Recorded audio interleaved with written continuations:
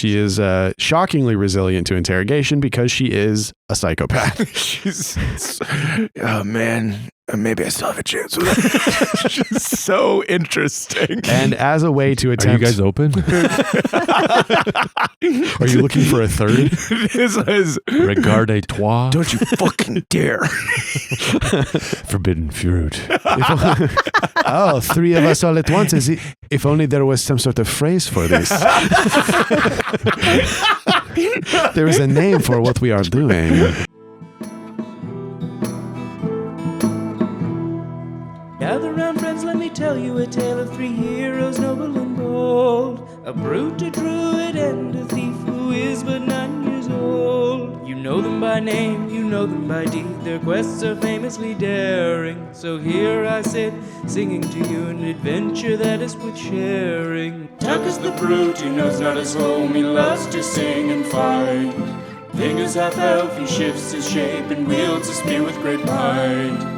Billy's a thief, his tiny size does mask the largest heart. Best and brightest they may not be, but their friendship outweighs their smarts. So gather round, friends, and listen close, for the tale's about to start.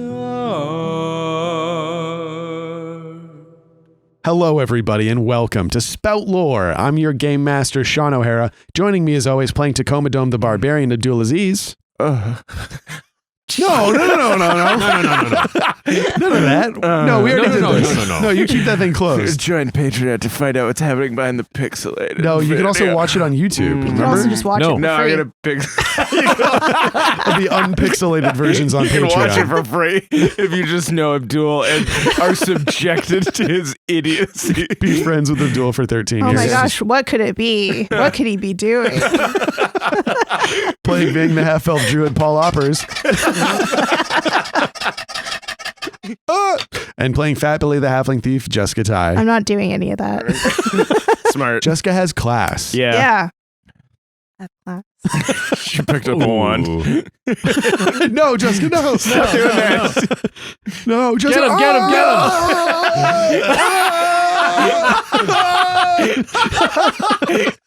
Getting out of frame. So stupid. And you can find out what we just did on Patreon, where the unpixelated version will be I'm released. sorry. Jez, your face when you're doing that is so funny. You So seem funny. like you would clown. come back up and be like, ooh, Yeah. like scandalized by yourself. Myself. Like a mime? Yeah. Kind of like a mime? Yeah, a little bit is mimey. Yeah. And it's a little 1950s like TV housewifey. Betty Boop Yeah. stuff. Yeah. When last we left our heroes, they were wandering through the aftermath of the climactic confrontation at Black Glass Palace. Piles of exhausted and terrified congregants, now freed from the tyranny of Callum Blackhammer, littered the hallways and ballroom. The party wandered, attempting to gather the remnants of their own cohort, as well as newly recovered allies such as Black Spire the Dragon, Mm-hmm. and a trussed up and unconscious Victoria Le Blanche, Mm-hmm. who is about to be delivered for a bounty with the Brass Castle gang. Mm-hmm.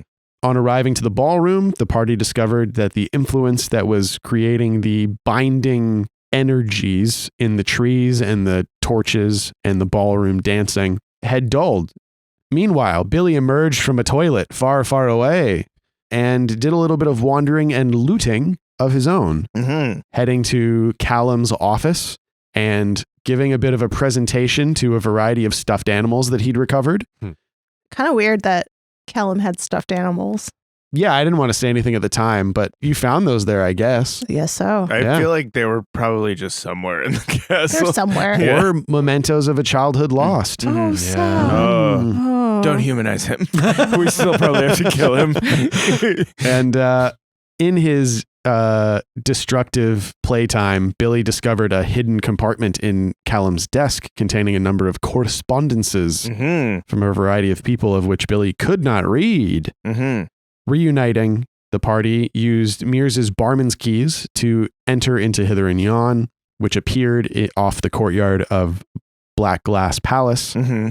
So everybody piled up Blackspire entering into stables, which apparently exist in Hither and Yon, Yeah. heretofore unknown to the three of you. Mm-hmm. So now he's got his cozy little den just off of the main room. The party chained up Victoria Le Blanche in a corner booth because Mears refused to allow her to just lay on the floor without a bit of hospitality, and went about gleaning information from these letters coded in a secret cipher. Mm-hmm. Examining each in turn, Ving looked at a letter from Solara Van Kieran, queen of the Sun Peaks Mm-hmm. region of the Great Forest, and discovered through the code that Solara, a warlock of some fashion, Mm-hmm. has turned much of the Great Forest to her cause and is Mhm. putting together an army which is going to march on the mortal world, quote unquote, Mm-hmm. which you all believe to be Highspear. Mm-hmm. Billy and Mears decoded a message from Lee Masterly, Mm-hmm. a senior industrialist and coal baron, who determined that while Solara is a member of the Eye, a secret member of the cult that is serving the Gibbus Man, Mm-hmm. Masterly is just a rich rube Mhm. that is being used. Through his transport networks, he is delivering a weapon of some kind Mhm. into Highspear City now that the invasion has failed. Bomb. A bomb of some sort. Ooh. And has placed spies within the mayor's office Mm-hmm. and is also relocating to Highspear to oversee this operation himself. Mm-hmm. He gave the name of the place he's staying, Rosewood Estate, and seems very pleased with this plan, the way that it's unfolding. Yeah, he alluded to maybe getting some sort of position in office or something, didn't he? Something like that, yeah. He's upping his station. Yes, we're trying to for sure. Uh-huh. And Tuck looked at a letter from the regent of the Shah of McCall, who has said that things are not going so well on his end of things, manipulating the city of McCall and its culture into the Gibbus Man's ways. The gangs of McCall have united, one would assume, under Shia the Garden Snake. Forbidden fruit. You gotta stop saying that about my sister. This is such a point of contention. And not only that, but third, the Jinn has joined forces with the gangs So cool. against the Light Guard and the martial law that has been in place for probably over a year at this point. Mm-hmm. And in doing so, has dashed the regent's plans of finding out how to bind the god of the flame. Woof. So he's putting together an expedition to strike out into the salt flats to hunt the god of the flame down and hopefully bind or kill him. There is like a thing that is happening within the higher echelon of the Eye where they are trying, it seems like they're trying to like lock down all the strongest Yeah. entities in the world.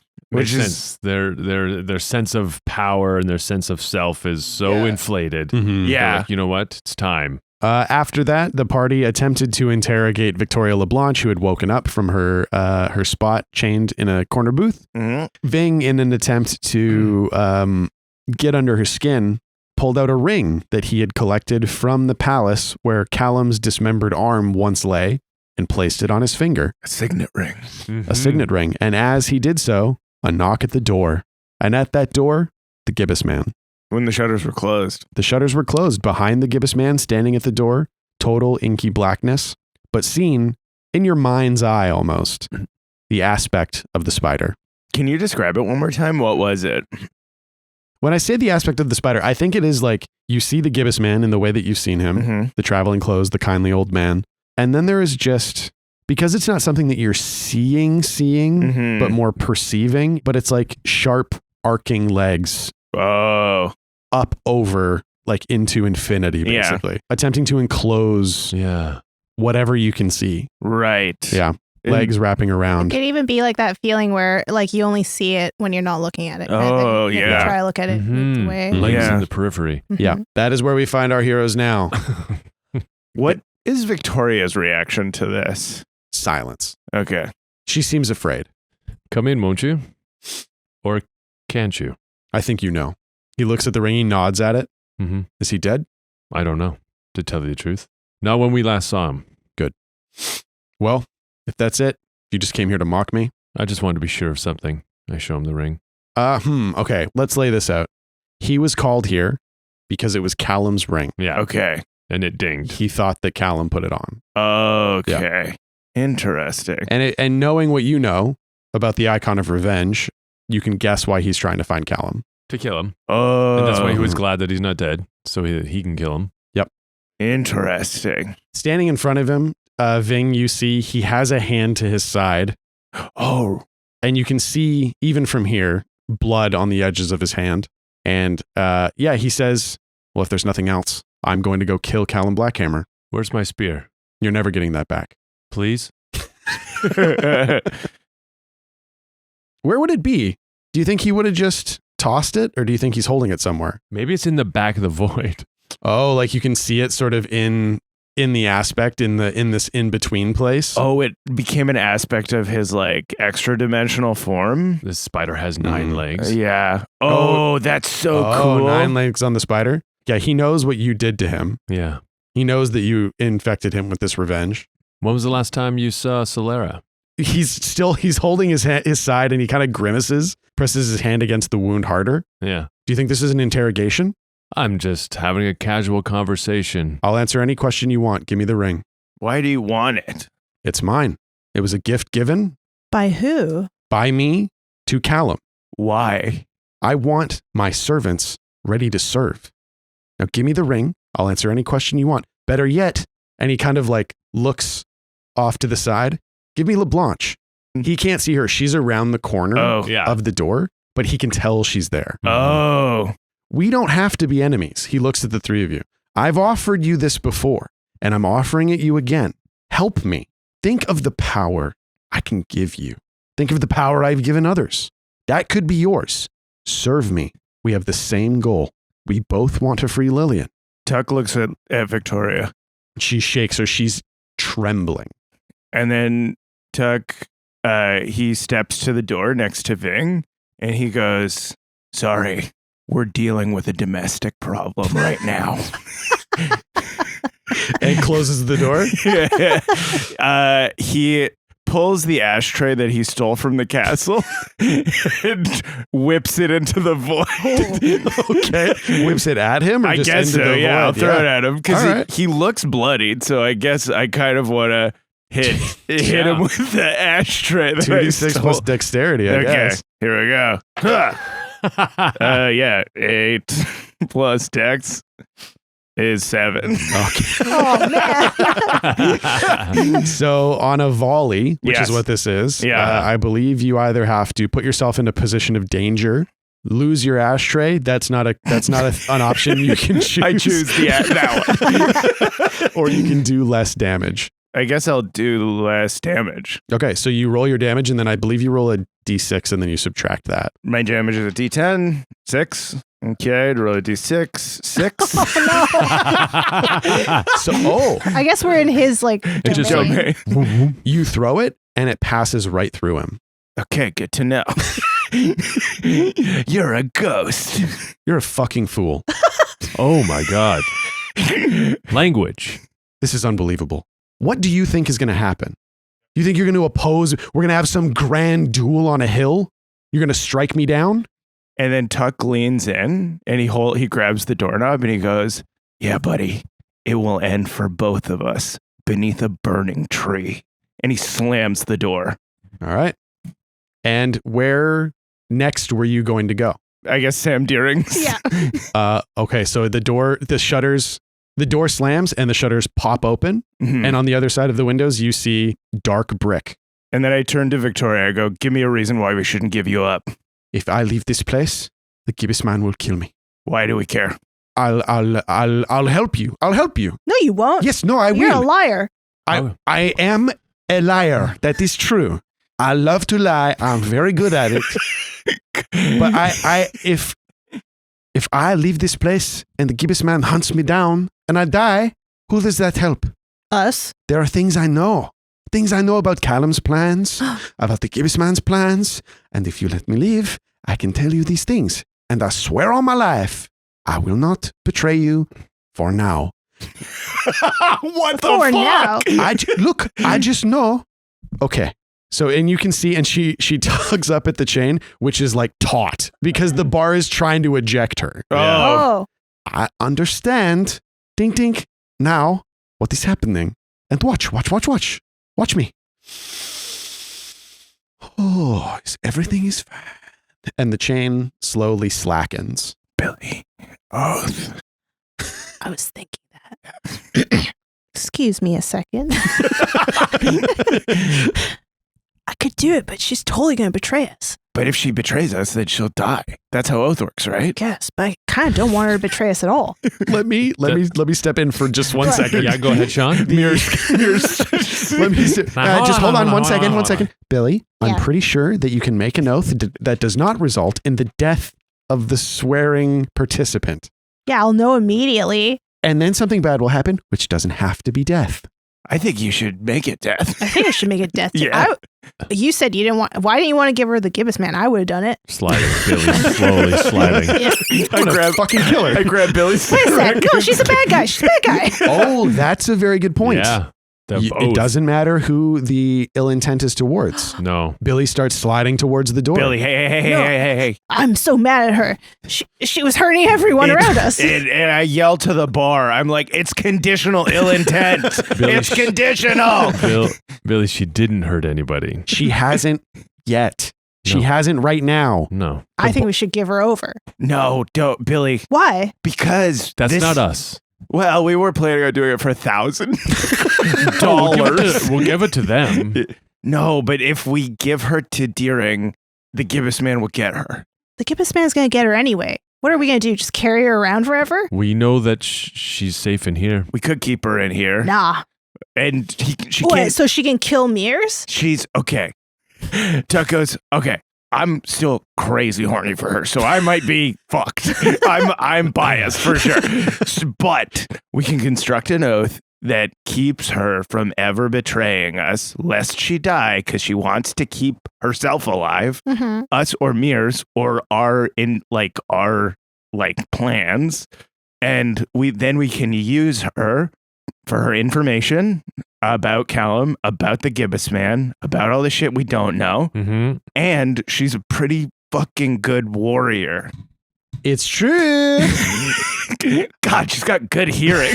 I don't like her. I know. She's mean. She is. Scary. I know. If she tries to betray any of us, the bar will eject her. The bar does not allow any violence on its grounds.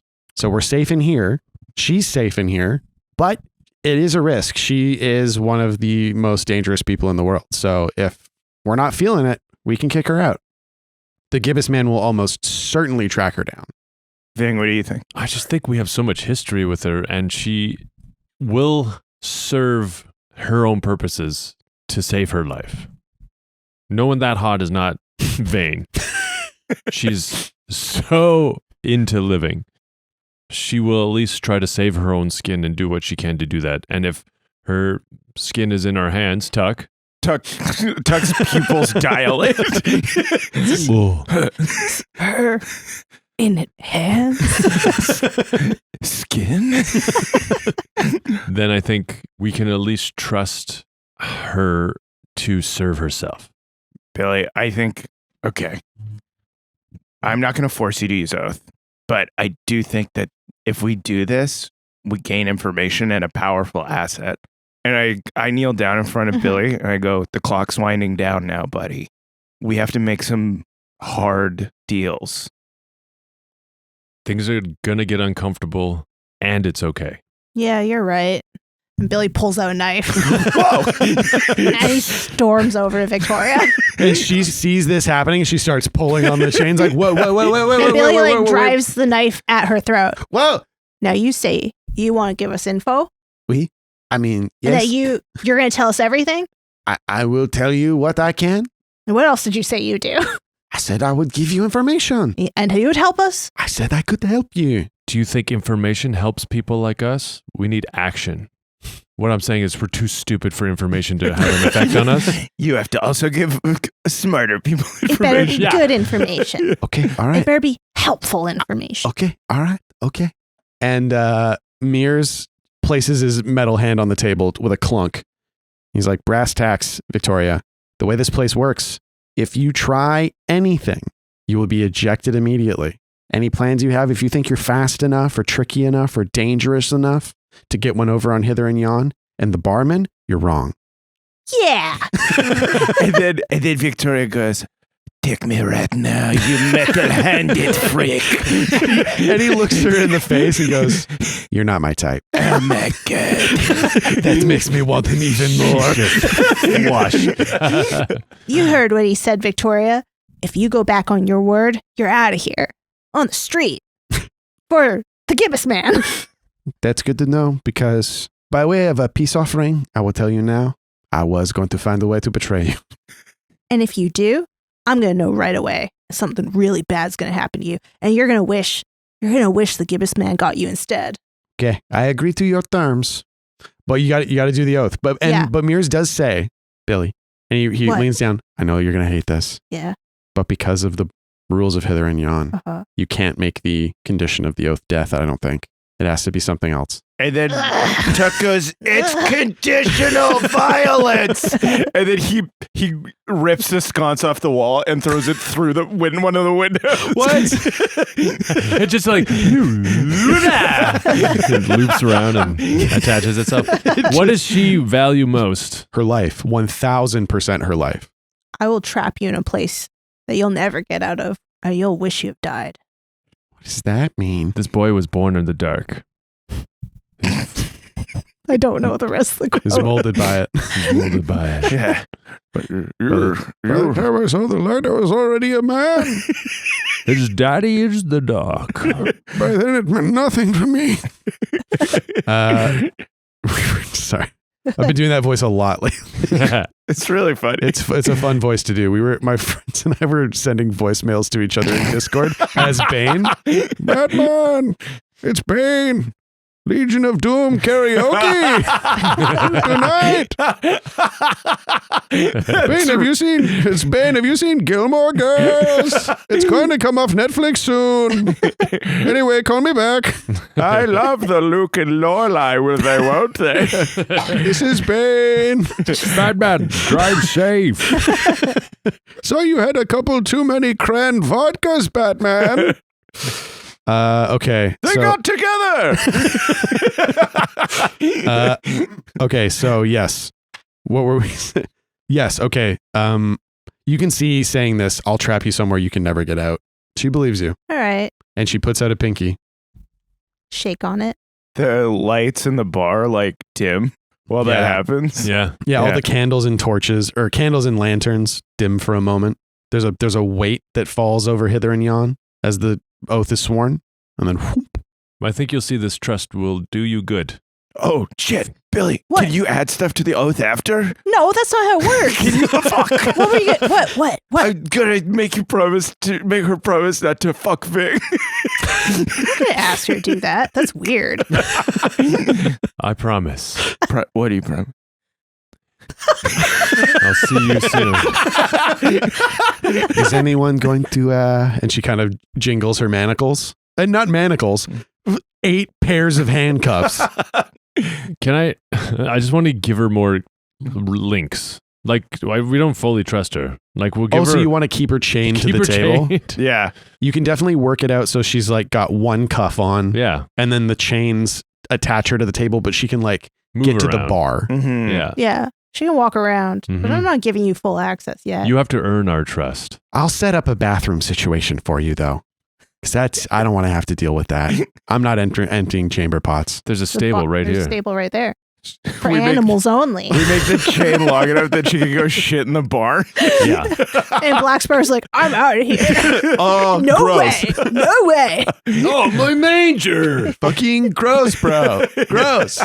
I don't even poop. I'm a dragon. We don't poop, I guess. I don't know. Mm-hmm. Zoom, everybody poops. Not me. Huh? Never seen it. I texted this to Sean the other day. I think Blackspire is like an owl where they expel waste through their mouths. I like that. and that is the function of the breath weapon. Yeah. Partially. And I That's bet cool. I bet a lot of his smoke is also destroying waste too. You know what yeah. I mean? Where he's just burning garbage inside his body. Yeah, and then they just puke it out Yeah. basically. Yeah.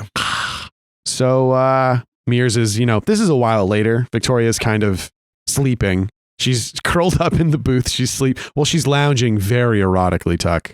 I got her one of Perel's. I got her a bunch of Perel clothes to try and turn off. Oh, sure. Oh, yeah. But it's So she's wearing- kind of not working. She's Yeah, wearing she- baggy cargo shorts. And she's like wearing like the Hawaiian shirts, Yeah. but she doesn't button them up all the way. Yeah. She does the hot girl thing where she ties it And now- into a now- belly shirt. Tuck's getting confusing, conflicting ideas about Perel. Like, no, I don't like what this is unlocking. Oh my god, gender swap Perot. So she's wearing baggy cargo shorts, a Hawaiian shirt tied up Oh my around God, she's dressed her like midriff. Ellie Sadler from Jurassic Park 1. Oh, yeah. Yeah, she absolutely looks like Ellie Sadler. Now Paul is horny. She just has one cuff with the long chain that she's sort of like draped around her shoulder artfully Mhm. and is eating the cold omelet that Mears put out for her. All right, we get in the booth with her. Yeah. Yeah. She kind of like shifts awkwardly as you all press into the booth. Put the signet ring in the middle. Tell us what the fuck this is. This is a symbol of Callum's servitude to the Gibbus Man. But what does it do? It contains the icon of tyranny. The icon of tyranny is in this? His brother, Mhm. Colm, and she kind of looks wistfully into the sky. God, she's so toxic. I love it. It's intoxicating. As the warrior, he received the symbol of war, the sword. Mm-hmm. His brother, a symbol of authority. She like gestures to the sword where it's like leaning up against the bar. Yes. Yeah. I like that she doesn't, it's not exposed, but she gestures to where it's hidden. Oh, she kind of Oh. gestures to the She storage knows. room. How'd you know? How'd you know where it is? To be honest, I'm not sure. I can just tell. If I had to guess, it has something to do with. And she gestures to Mears has put a bandage over the wound. Your tattoos. My tattoos. I was connected to the iconic realm, and I believe that there is some sort of lingering presence or perception or other magic bullshit. Who knows?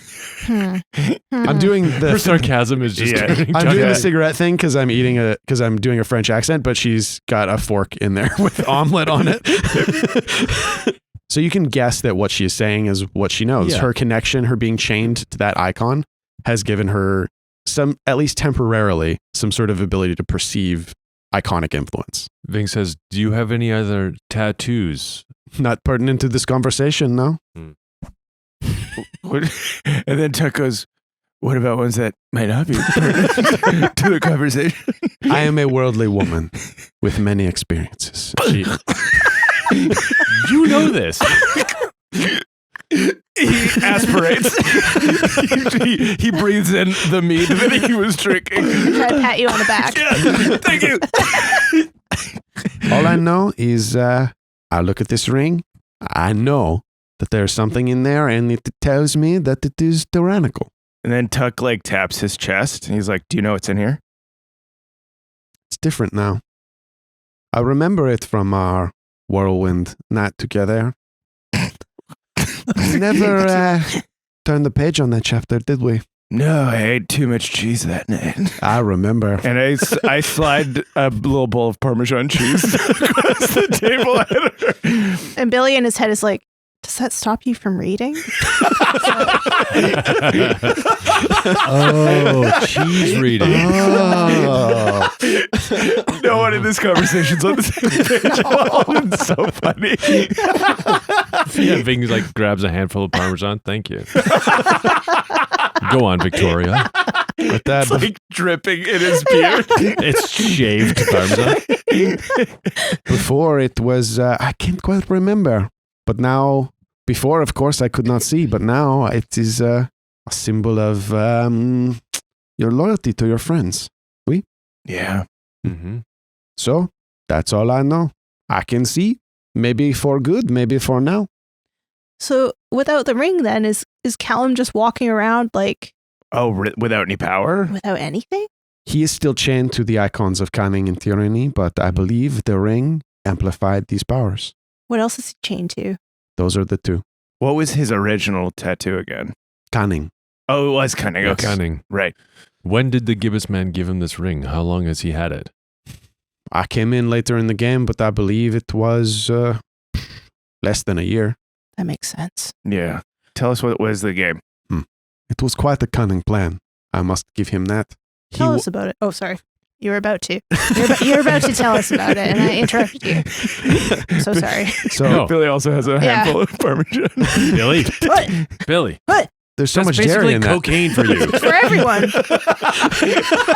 It's for all of us. No. Can Billy not eat cheese? No, it's so dairy. It's so dairy. This is fermented dairy. Parmesan, less dairy. Oh, That's true. Parmesan's probably one of the few cheeses he can It's safely still have. dairy. It's It just is. lactose. way Yeah. to know but that. Yeah. John. It is kind of like he's, instead of taking meth, he's on methadone. Yeah, he's Yeah, his perfect. eyes are just really focused. Yeah, it's like instead of smoking meth, he's eating meth. Yeah. It's kind of like he's It's on fine.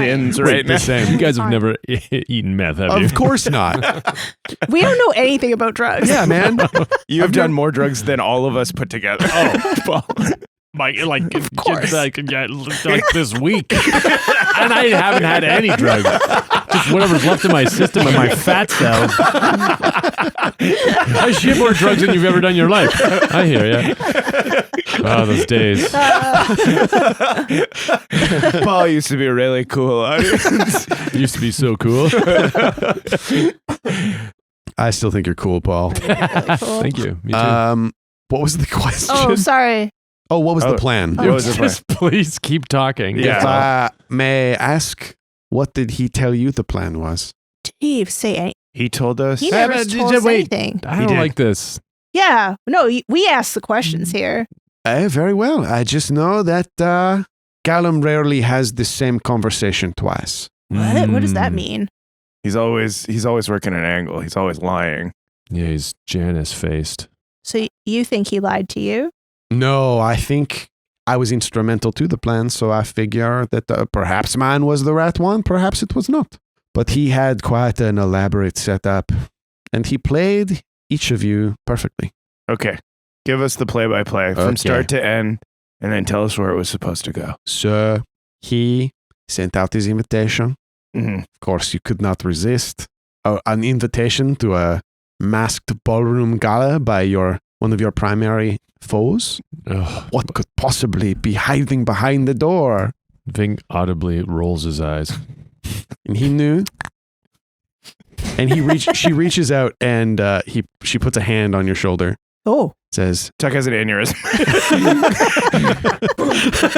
"Thunk," right on the table. Now our time together was brief, but fiery. But Callum and I were Ving tried to high five. And Abdul went for it too. Callum and I were in love. We were to be wed, and I have a feeling that he knew that once you found out that he and I were getting married, that you would not be able to stay away. And so you walked right in the front door. Is that why you guys were getting married, or did you actually love each No. other? I loved him. Do you love him still? You must. Yes, and I'm sure that I will for a certain amount of time until some other beautiful thing wanders into my view. He looks at Mears. And Mears is like, no. No, absolutely It's a not. one-way mirror, sister. A moth to a flame, I am to his indifference. His plan was to use each three of you and my desperate need for vengeance and his own cunning and tyranny to bind the Gibbus Man. And once he was bound and under Callum's control, he was going to be destroyed Why would he destroy him? to free himself. Callum is a man that luxuriates in power, and to have power, one must have those to have power over. If the Gibbus Man's plan was to wipe the world clean, who then would Callum rule? I imagine he's also the kind of guy that languishes under a leash. Oh, Mm. it chafed him to no degree to be put under the beck and call of one such as the Gibbus Man. Why do you think he took the ring off? And she nods. Mm-hmm. He would rather trade a portion of his power than risk being found by the Gibbus Man. But he called the Gibbous Man to the wedding. He did, to bind him. But now he is alone. He could only do it if it was all of us. And without one of the aces in his hole, as so to speak, weird way to say that, cards up his sleeve, whatever. And she kind of nods towards the stables. One of his primary weapons in his plan is out of his control as well. Black glass. Black Spire? Black splire. One more time. The dog. How did Blackspire factor into the plan? I'm sure you can guess if you think hard. He's imbued with sunstone and black obsidian. And one of the prominent powers of Sunstone is... You're asking us a lot of questions here, lady. Doesn't it expel the darkness? It fights the outer dark. Yes. Which means... It's a power against the Gibbus Man. Gibbus Man? And... Demons. Nope. The three of you are the greatest threat to the Gibbus Man's plans. Yeah, did you see that thing that I did with the ashtray? Pretty cool. Saffron. It's the saffron inside. Is he eating saffron? This is unbelievable. I cannot believe you sunk my ship. You sunk my battleship. It was mostly Burrell. Yeah. That was mostly our uncle. And she just watched the three of you give the weakest high five possible. We could do the three-way. Yeah. Like the wrist. Yeah, then we're like, It was wrists that you guys grabbed. No, hold on, wait. No, we did this once. No, hold on. That was Hold on. 4. Thumb We to had to thumb. do a 4. No. Oh, Here we go. there we There go. you go. Yeah, Oh. three-way fist grab thing. Another thumb. She cuts another piece off the omelet and eats it so disappointedly. We nailed it. We nailed that. We nailed it. Disappointed the shit out of her. So, okay. Do I need to step by step it for you? Yes, You do. Thank you. Oh my God. I mean, we got most of the way there, so I'm okay with that. I'm okay with that. I kind of followed, so black stuff. Spire. Black Spire. That's his name. The Gibbus Man's semi-mortal form Mm-hmm. can be harmed. Harmed. I was going to say harmed. Oh, yeah, you were. That's not the plan. That's just a word that I used in describing it. It's really useful to just keep reminding ourselves that he can be. We could tell he was bleeding. Yeah. The tip of my spears found his form. I've done so many drugs. The tip of my spear. Victoria. We're really dumb. Okay. Sean, we're really dumb. Okay, so the three of you are also in opposition of the Gibbus Man, Okay. Yeah. Yes. Yeah. as is Callum. Yes. But for different reasons. for different reasons. He invited you hoping that either you would agree Mhm. to help him bind the Gibbus Man, long shot, of course, but an option if you fear him, which at this point you do, as do I. You bind him. He is within the control of the 5 of us. He is unable to leave. He is vulnerable. Or the boy uses his power to trap the Gibbus Man, Mm-hmm. which is what he thought foolishly the 3 of you would have been cunning enough to figure out that you could use to trap the Gibbus Man. Oh. We did think about it. We chose not to because we thought it would be dangerous to do it. More dangerous than leaving the Gibbus Man free to enact his will as he so chose. I didn't think about that. Cut. Right. 'Cause Omelet. the choice that we made was that we would let the Gibbous Man roam free. Yeah. And then also expose ourselves to the dangers of Callum and Do we Victoria. knowingly make that choice? Yeah, 100%. I think we make a thought and then we stop when it sounds good enough. Yeah. Your guys' plan was in fact to put on a costume that looked kind of like the Gibbous Man. I remember that. To be like, I'm here, Callum. It seemed like a cool idea. The thing that It's me, the Gibbus Man. I'm here to get you. Mamma mia. Dark. Knowing already knowing that the Gibbous Man can see so much. Vic is dressed like a mime. Right? Yeah. I'm the Gibbous Man. I'm trapped in a box. Uh-oh. The boy made a trap for me. Oh man. And then so incredible. We thought it was a cool idea until we got here and then realized We didn't have the fabric for the we costume. didn't have it. Oh, That's what it was. So your plan came down to whether or not you had something in your tickle trunk, is what you're telling me. yeah. Yeah. How did you know about our trunk? I want to You're not fucking around. Did you guys just watch Batman? That's just a fun voice to do. It is a fun voice. And then, once his mortal form was captured, the thing that gives him his power is his connection to the outer dark. because he has been separated from his aspect of the sky. This is all stuff that Callum has told me. And your friend over there, the big one, compelled on threat of your deaths to blast the Gibbus Man. Oh, he was gonna fucking kill the Gibbous. He was gonna burn out his connection to the outer dark with his breath weapon. Oh my gosh. With the light. Why don't we think of that? Very useful to know. That's a good point. I mean, we knew he was going to be useful, Yeah. but that's direct. Yeah. And now, once he gets a hold of Callum, he will know this. He will get this information out of him, and he will know this plan for himself. He's gonna. That makes Black Spire a target. All I'm saying is once he finds out that this was the plan and this is a vulnerability of his, he will avoid contact or proximity to this dragon at all possibilities. So that is, unfortunately, perhaps not a tool that you can use in the future.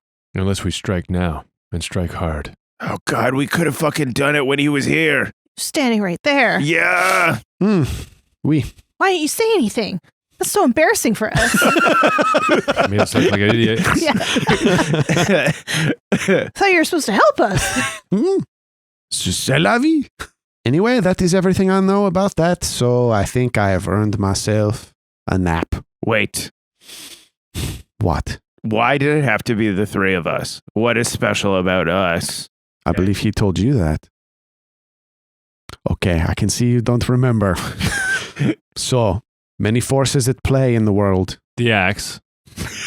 Yes, the axe is important. Where's the axe? Oh my God, where's the... Oh, it's on my back. It's on my back. Okay. Your glasses are on your head, Tuck. Oh, right. Now, this is where it gets a little shaky for me because my education in these things is quite fresh. But the material plane is made up of many forces. The iconic, the spiritual, magic, the fairy, many things. The demonic. The demonic is part of it, and he seemed to think that you are important in that way. Because we represent... Because Billy's fairy and Ving is spirit. He said you specifically. What about me? Well, the fairy, the spirit. What do you know about me? I only know what Callum told me, is that you were instrumental to the plan, and that the Gibbus Man was very interested in you as well. Why? Something about the three of you and your alignment as a sort of triad of forces that he finds very disconcerting. But, my love, and don't take this the wrong way, you seem wholly unremarkable. Tuck, his feelings are hurt. And he goes, okay. I mean, in a metaphysical sense, of course, physically you are a specimen. Thank you. I'm just going to go play with my dog for a second. And then Tuck gets up and does that fast walk that happens when you're trying to not cry as you walk out of a room. And Victoria looks to Billy and Ving. I think I've given you plenty of information for now. I've earned myself a little shut-eye. Yeah, you can have a nap. Very well. Wake me when it's dinner time. And she kind of like slumps back in the booth and closes her eyes. And we can cut to the stable, if that is where Tuck wants to go. Yeah.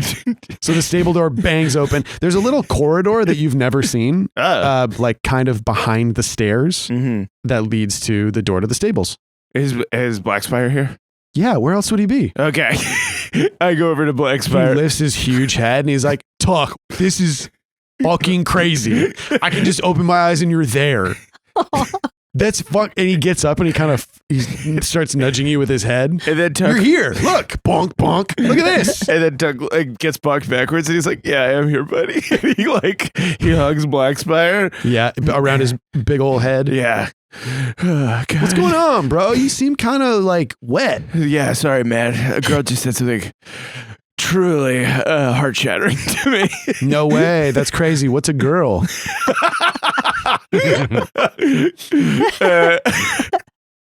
Wait, how do dragons make more dragons? I don't know. Never came up.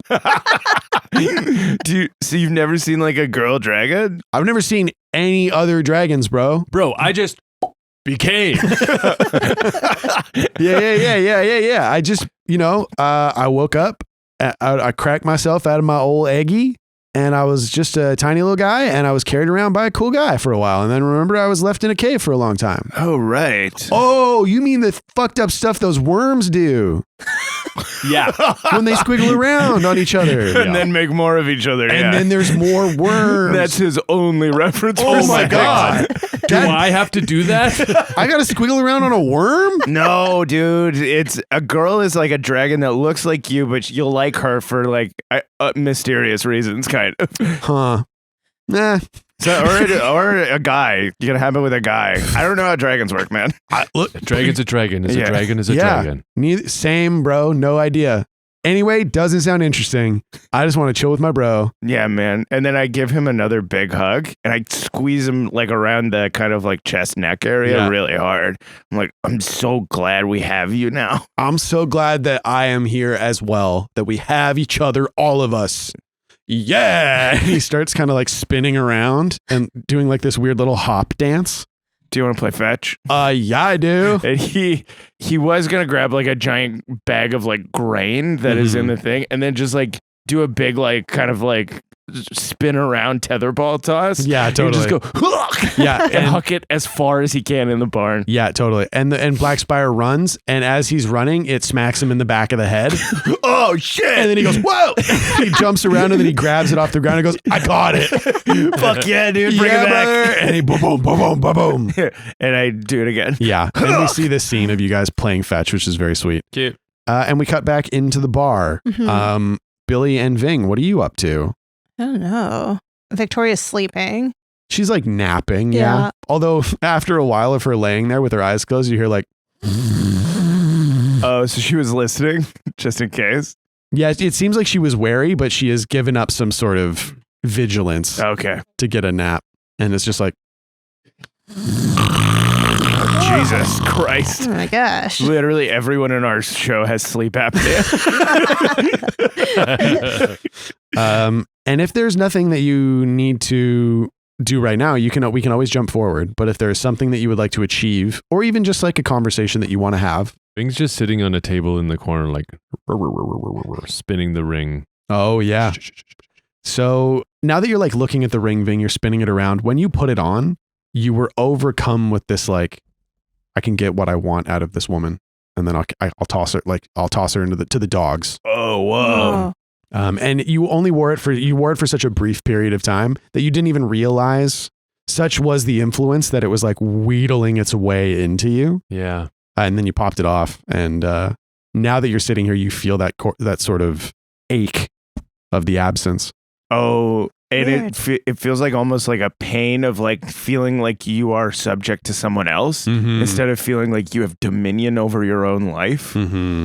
The glut of tyranny out of a person's body. Yeah. After her being overloaded by it. And like there's like with that certainty like that, there's a clarity of action that comes where it's like your mind was like an arrow. Yeah. Yeah. A spear. Oh yeah. But yeah, if we just want to hop forward, we can absolutely just cut Unless to. you want to. No. No. I'm just contemplating that. Yeah.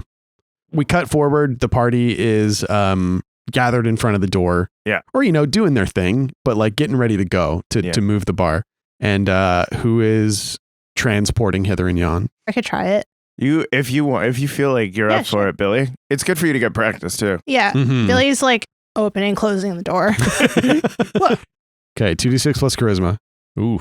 9. 9. Very good. Okay, so 7 to 9. I can aid. Okay. Yes. Yeah. How are you aiding? I just turn him around and put him on the real door. Oh, there you go. Yeah. Actually, this one over here. Billy doesn't notice. Nice. 9. Nice. Okay, which makes it a 10, which means you get where you want to go. I want to see Perel and Morris. Okay. Wait, what time of day is it? I don't know because it opens into a toilet. To a men's stall. Did I do it? Perel is on the toilet. What the fuck? Whoa. Oh, close the door. Close the door. Well, if I close the door, then you'll leave. Just close it. I'll just turn around. Oh my! And then I'll plug my ears. Oh my god! And then Oh my Tuck- god, and my nose. Tuck from Perel's perspective, like leans over, he's like, "Ha! No, close the door! No!" And then I go, Victoria, check it out. Perel's taking a shit. Who? And he stumbles in. There's toilet paper everywhere. He's got a magazine. Wash your hands. Ew. I can't. You stole the sink rest is of the bathroom. You literally opened into where the toilet is. So he's like running around like, mirrors, he's like right over here. Ew, don't touch me. And he washes up and he's in a bathrobe. He looks over to Victoria. She's wearing the exact same outfit.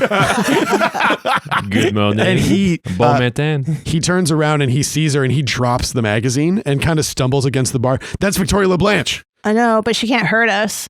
She swore an oath. Yeah. Well. And he starts sliding sideways towards the bathroom door. Whoa. Oh, right. Okay. I know, it's really tempting. It is, isn't it? But she has told us a lot. You got her under oath? Yeah, I did. Nice. No perjury in this place. Yeah. Well, what's up, everybody? Why did you come in on me trying to take a dump? How have you been? What have you learned? Oh, okay. Yeah, okay. What issue of Mud Affairs is that? Oh yeah. Oh, it's not Mud Affairs. It's Golf Digest. And he shoves it in his. They're both pornographic magazines. Yeah, but one is worse. Ooh, which one? Billy, Definitely. you'll know when you're older. This is why I can't read. No one will let me. Nobody lets me read porn or whatever that is. read. That's why It's so fucking. no one ever lets me look at porn, so I'm illiterate. If I knew how to read, I'd know what porn was. Yeah. And we smash cut forward. We filled him in on everything that happened in Black Class. Wow, that's rough. Mm-hmm. Things have been way more chill in the tower for sure. Where's Morris? He's back at the tower working. You guys popped in the bathroom stall. I thought I did a good job getting to you. Oh, you got to me. Yeah, I don't think we've ever actually gotten that close to someone we were targeting. I was thinking about him really hard. On the toilet. It's impressive. Good job, I buddy. really wanted to know if he went to the bathroom. I've never seen him go. It's true. Yeah, I do. I unfortunately do. Some, you know what? This is an opportunity to learn. Some wizards don't poop. What? Some of them just poop. Like Aquaria, she's fully formed as a magical being. No waste at all. Huh. I was turned into a wizard, Oh, so you have to poop. so I have to poop because I spent a long time as a mortal pooping. How many poops have you turned into frogs? Accidentally, 25. You know the exact number. Anyways, Magic is bullshit. I'm not talking to you, and I'm not going to talk to you because you're gross. Frankly, you're tacky. Victoria, I'm not interested. Okay, so what were we talking about? Because it couldn't have just been me pooping frogs. No. He stirs his tea. What have you learned from the tower? Oh, the tower. Yes. So it's not been going great. Okay. We did initially get a response from Waleed the speaker. Oh shit! Really? Sorry, I should have led with that. Holy shit! Yes, we received a correspondence from him. So it worked when we screamed into that void. Unfortunately, yes. Nice. High five. We Precedence. high-fived. What's the note say? So Yeah.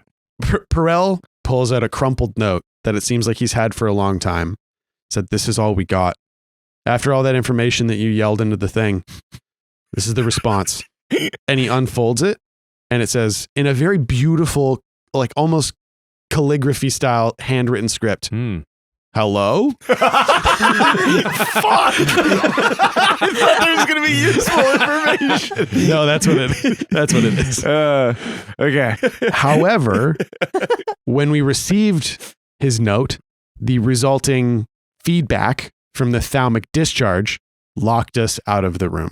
What? What do you mean? The amount of, so this is, just before I explain this, and everybody gets mad at me, I want you to understand this is unprecedented. This has never happened.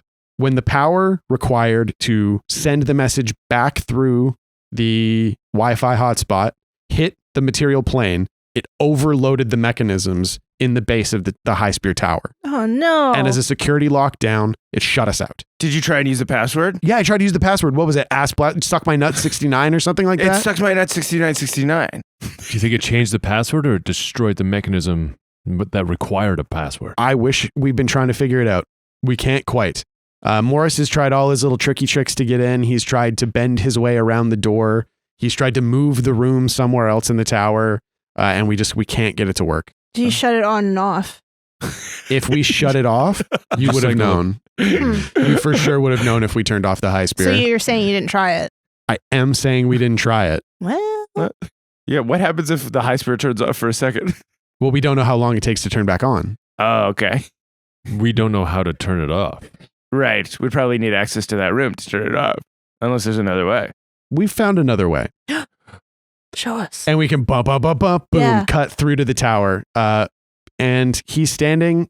It is not in the base of the tower where you were. He brings you to a room way in the top of the Highspear. Whoa, Oh, cool. That is small, but a very well-appointed bedroom. Oh. It seems to be the study and quarters of Waleed the Speaker. Whoa. Dusty is all fucking here. But you can see like paths where Morris and Perel have walked, but they have not cleaned.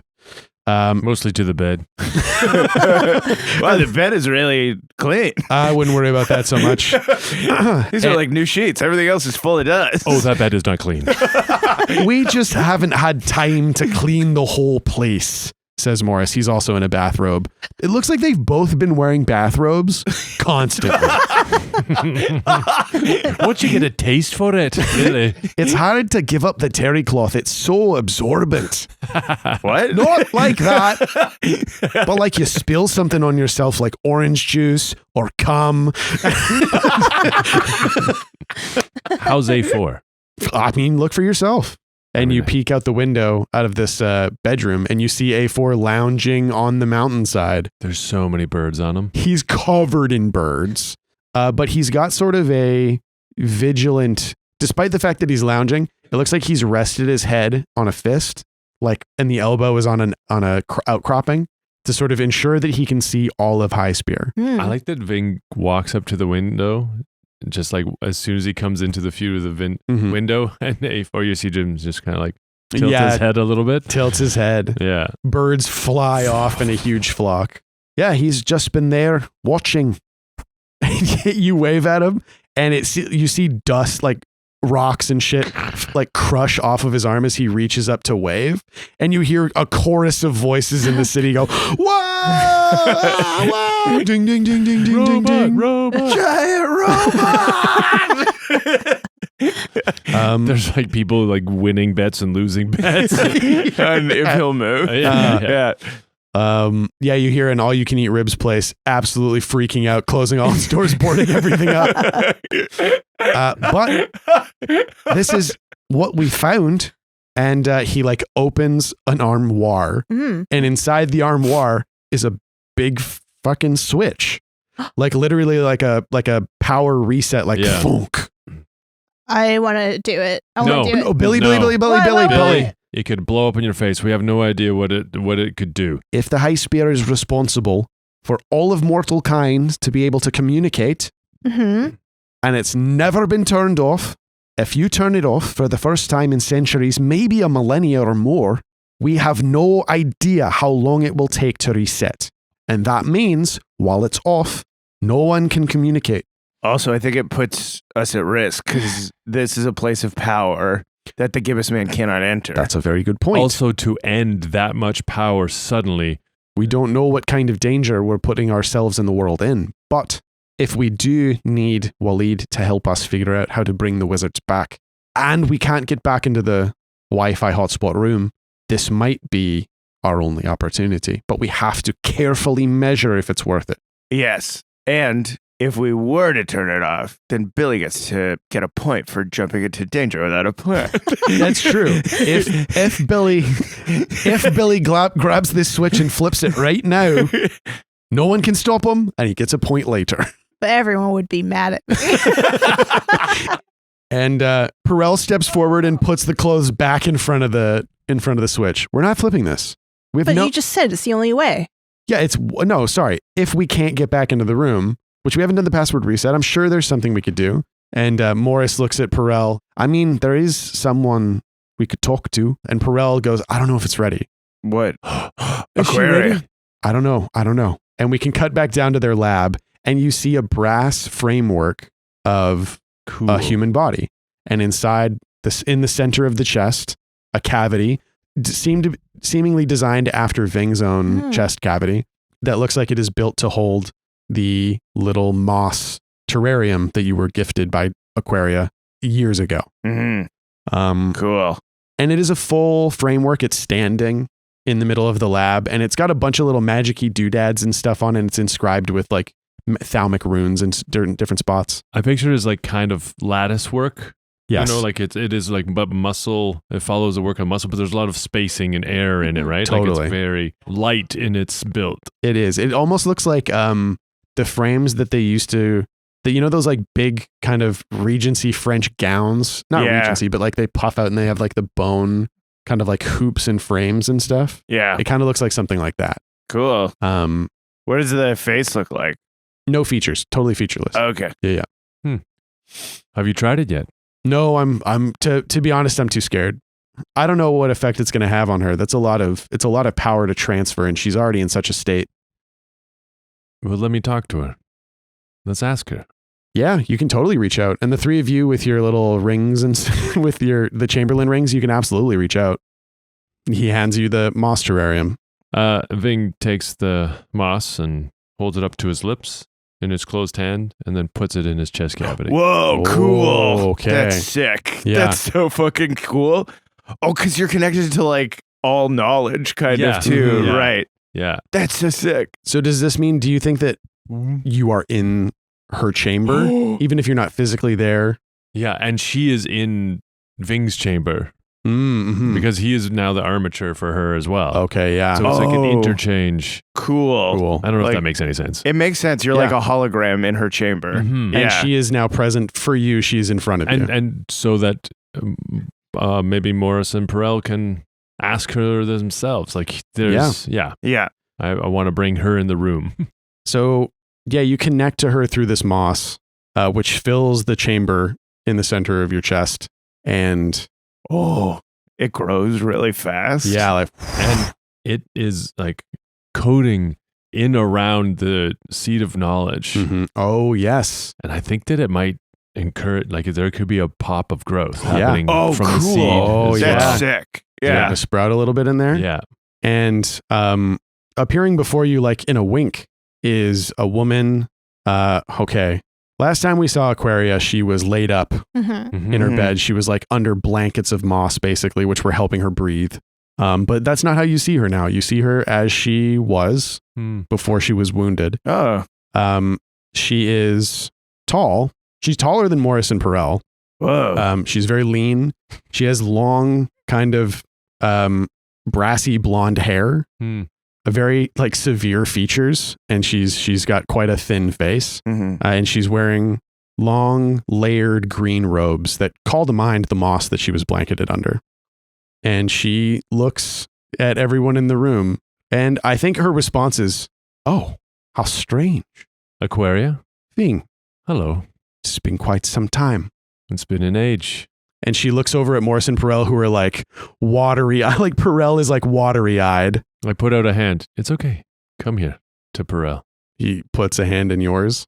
And You can see like the With her. hologram of her is reaching out, and that connects over Perel's hand. And as you're doing that, I whisper in your ear real quick. I go, "Don't tell her I stole her loot, okay?" That is you're just whispering in her ear. that is ancient history. Tacoma the Mosses told me long ago. Fuck. And she reaches out a hand like a Fucking narc boss. a hand, and she kind of brushes Perel's cheek. It's good to see you three together, I say. And I can feel their like you can feel the love that they have for each other, and you can feel the connection as Morris comes before, like kind of nervous, and they hug, and you can see her lean in to Morris into his ear, and she whispers something, and he kind of sinks into her embrace. They take a breath and they separate. When like Ving channeling her was touching Perel's face, Tuck was like, "Oh, it's been a confusing day. What does this mean?" Just real nuts and bolts of emotions. I can only assume if you have called me here that there is something you wish to discuss. This is quite taxing, so I would request that we get on with it. We're wondering if there's any way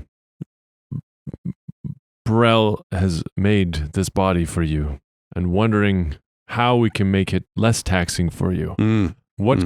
How can I help you to embody this form? And I gesture at the brass armature. Okay, that's a great question. I think that she walks up to it and she kind of leans in and through Ving's eyes is looking closely. This is quite impressive, but also disappointingly rudimentary, boys. And they go, wow. Okay, what would you recommend? And let's roll something, because I think that there is something missing from this form. I like that her with Ving, an elemental mastery. She through him, she's like, let me. And I give onto her my power to make this form as she needs it. That's great. That makes sense. And also because you are born of a wizard, her like, you're a natural kind of like extension. Yeah. I have my mom's power too. Yeah. So she can use that. That's cool. That's great. Okay. So elemental mastery. The elemental mastery. 2d6 plus constitution. Okay, plus con. Nice. 13. That was cool because the die was on a 1 and then rolled off the cord. That was sick. 12, sorry. 12. Okay. So on 12 with elemental mastery, you choose 2. The effect I desire comes to pass, and I always just do the same. Retain control. Yeah, I guess so. Yeah. What is the other option? Avoid paying nature's price. It's such a self-sacrificey thing to always do, but... Well, I think that there's a price that we could probably work in. Yeah. The effect I desire to pass, and I retain control. Okay. Ving, you feel yourself kind of like moving in response to the movements of Aquaria. You're like, she reaches out for something and your hands kind of like connect at the same point. I was thinking that this felt like Ghost before this moment. Yeah. This is so Ghost. Super Ghost. Yeah. And she reaches out and she kind of like blows on the tips of her fingers and rubs her hands together. Shameless Whisperer or whatever place. And then she starts... Unchained Melody? It is. Oh, yeah. It's Unchained Melody. And she starts running her hand down like the arm of the brass armature as your fingers trace behind, and the moss grows up your arm. Yeah. And drapes down the side. Cool. And then she drapes it down the other arm. Painting it from the chest out. Yeah. And she's forming this kind of very much like the robes that she's wearing, but completely out of moss. She's draping this robed form over the brass armatures. And as the moss is coming out of my chest cavity, so the seed is sprouting and growing and busting. Whoa. Cool. You can feel like little roots starting to take hold inside. Setting into my chest. The magic that's being channeled through it is accelerating its growth. Yeah. Like fertilizer. Yeah. It's manure. Fertilizer. Manure. And you see as she forms for herself a face of moss, like a nose and a mouth and eyes, and then her long hair, layers of moss upon the layers of the moss of her robes. And then she realizes it's a chia pet. I was like, she does kind of look like a chia pet. I mean, I didn't know what else would happen, but yeah, I'm like, this is a chia pet. Yeah, that's a fucking chia pet. Oh man. I was thinking about this for so long and I was like, it's kind of elegant and like interesting. It is. It's a fucking chia pet. Nothing more elegant than a chia pet. It's a fucking chia Sean, pet. Oh man. Be proud of the thing you made. Also, I know now what's going in next month's box for me. There's chia pets. She finishes creating a pretty impressive... Makes two of us. She finishes a pretty impressive replica of herself, but now made completely of moss, covering the brass armature. And you think back to her chamber in the Green Tower and how the mosses were the only thing keeping her alive, sort of continuing her life force, using it to diffuse the magical energy that she needed to keep breathing. And you realize that that's what she's doing here. She's creating sort of a diffuse surface through which the magical energies will be able to reverberate in a way that keeps the moss alive and also allows her to continue a safe transfer of energy between here and her form, her mortal body, or her, living physical body. Right. And she turns to all of you and looks happy. She's got a pleased smile. She's like, I'm glad I was here to correct some of the mistakes in your initial prototypes. They go, yes, we are also glad you're here, Aquaria. I don't want to diminish that. I'm very happy that you're here. And she says, I believe with time I will be able to even perhaps fully transfer my essence from the tower to this body. But for now it will be simply a extension of myself, a prosthesis that I can temporarily inhabit when needed. Oh, cool. That's awesome. This process, though, even the initial usage of the moss body will take time. So if you have anything to ask me, do it now. Do you know of any other wizards? My flight from Torvor to the tower was swift and I was wounded. I made no contact with any others before I left. Mm-hmm. Do we have anything we want to know? I don't know anything that I would ask Billy. Billy. Billy's not there. He snuck away before you guys got down to the room. Fuck! Oh no. Fuck yeah. And where are you?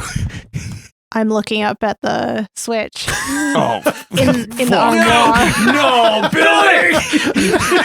No! You all look around and realize that Billy has not been in the room for some time. Yeah, I turned around well before you guys got in the elevator. Yes. Of course. Someone has to. This is the juiciest switch in all of Spout Lore. This is why you put a big switch in your game, folks. For your wife.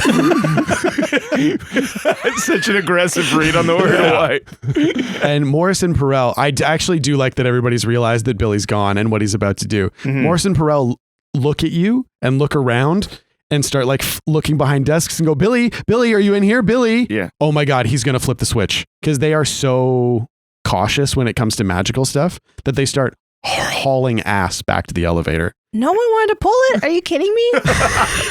The answer is so simple. I'll do it if no one wants to do it. You do hear from the base of the tower, Billy! And you hear ding outside the room as someone calls the elevator. Okay, so we're going to roll. Well, it wouldn't be dexterity. I kind of want it to be a flat roll. Oh, sure. Oh, cool. All right, Flat roll. come on. Like a 2d6 luck flat. roll? I can do it. Yeah. I can do it. Oh, Come yeah. on, Billy. 6. Shit. Are you Can I serious? fucking give you an 8? Why would you make it a flat roll, Sean? Why was everyone so on board with that flat roll? You guys said yes to this. We did. You absolutely did. So, Billy, you flip the switch. I flip it. I pull on it. Great. I hang off of it. And you hear, you jump up, thunk, you fall down, I did it. and all around you, It's fixed. So you only turn it off? You do not turn it back on? I did. and you hear, Fixed. all around you hear, The elevator that we're on trying to get to him Oh. stops. yes, go, go, go, go. So there, Ding, ding, you ding, ding. hear Billy from the armoire silence for a good 15, 20 seconds. I wonder when it turns back on. And then outside you hear boom. And the camera cuts outside to the Highspear as the floating pieces that have surrounded this shattered ancient tower for centuries begin to fall. Oh, The I run tower. back. I'm trying to push it up.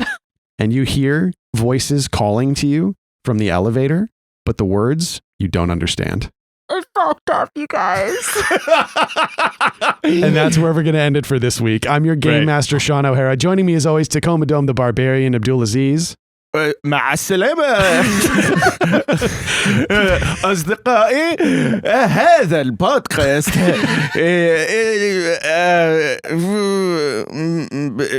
Assen podcast. Fitting the half-elf druid Paul Oppers. Dankjewel, mijn heren, want je gaat door vreemd gedannost. Alsjeblieft. Potverdomme, jongen. Potverdomme, jongen. Fat Billy the halfling thief Jessica Ty. La poutine, la bibliothèque, comment ça va bien? Sacre bleu! I don't know. Ghetto. Gâteau! Au chocolat. Je ne comprends pas. Thank you to all of our supporters around the world. If you would like to support the show, please join us at patreon.com/spoutlore or spoutlore.com/money, please. Thank you to Aaron Reed for all of our intro and outro music. Aaron is an incredible musician, and he has helped us produce many wonderful songs for the show. And you can find those anywhere, and Aaron's original music at aaronreed.bandcamp.com. And you know what? We're coming up on the end of the show here, people. And for years and years, you've supported us, and it really means a lot to us. And we just want to tell. Really pull the Band-Aid off there, Sean. Hey, look, we got plans after this, but it cannot be overstated that this beautiful, beautiful thing will come to an end. Yeah. Sooner than later. At least this part. Yeah. At least this part of it, this chapter. And so many of you have supported us for so long. Like James. Thank you. You're out there. I can't say your last name because I'm not going to dox you, bro. But you've been helping us out you've been supporting the show for a long time, and it really means a lot to us. Thanks, James. Yogi? Oh my gosh. Yogi. Thank you so much. So many postcards I've written to all these people. Yeah. We're seen on Discord. Annie H. Annie H. Hey. You've been around forever. My dad's ex-girlfriend is a Patreon supporter. Yeah. That's not the one. There's no Oh, way. you never know. Chris C. Thank you so much for all of your Thank you. support. Yeah. Ashok. Ashok. You are my favorite guy. Wait. Because you're brown. Were we doing it like that? Are we separating everybody by race now? That's what I'm doing. I thought that's what we were doing. We've just seen Ashok, so we know. Yeah. You're excited because you met the person. One time I sent Ashok a cake for his birthday, and then a few months later I saw him get absolutely trashed. Which was one of the funniest things ever. I do remember. No, yeah, that's Ashok's a great Ashok. Thanks a lot, buddy. You're a good dude. Ashok was genuinely one of our first patrons. Yeah. Mhm. I remember seeing the notification of his patronage. Yep. And then being like, oh, cool. I think this guy's like in university in Chicago or something. Nice. Yeah. I remember someone coughed on my face, and Ashok assured me I would be okay. Yeah. Yes. Ashok, I've been playing games with Ashok for years now, and yeah, good dude. He's awesome. Everyone in that group is awesome. Jesse and Sawyer. Yes. Oh, yeah. Jesse and Sawyer, so wonderful. Mm-hmm. I think I've you've met Jesse. Yes, you've met Jesse. Made some incredible soap maker. Oh man, I long for more soap. I haven't used soap since. Jesse, if you got soap, Please. Get on We it. would all HMU. benefit from Paul using soap. yeah. Lilith? Yeah. Yeah. Thank you so much. Lilith has been there for forever. Yeah. Yeah, Lilith is incredible. Ricky M. Oh, Shout out to come on. Ricky M. Ricky. Ricky. And a big shout out, and this will be the last one for this one, Yeah. to Brandon R. Brandon R. I think we can say this one from Fantasy by Numbers. One of the best. One of the best. Great. One of the Yes. best. And also, A wizard sorry in his own right. that we still get your name wrong. It is Paul's fault. Whoa. Bold but true. Hey, that's ancient history. Yeah, dude. You said his name was Brandon in 2022. Yeah. And And- it's stuck. Whose and- fault is that? Yours. No, it wasn't. It was 2020 you did that. You did it because it was one of the first Okay. recordings we did in that barn. If you need an scapegoat, I could be that for you. An escape code. He said what he said. And if you want us to support the show, like many of our supporters, patreon.com/spoutlore or spoutlore.com/money, please. And thank you finally, and most of all, to all of you for listening. We'll see you next time. And so ends the tale of adventures three who tried the best they can. Though dumb and scared and lost they be, fun times abreast in revelry. And though our journey may be lying a conclusion, we will not leave you without a resolution. Return next week to hear some more whilst you commute or do your chores.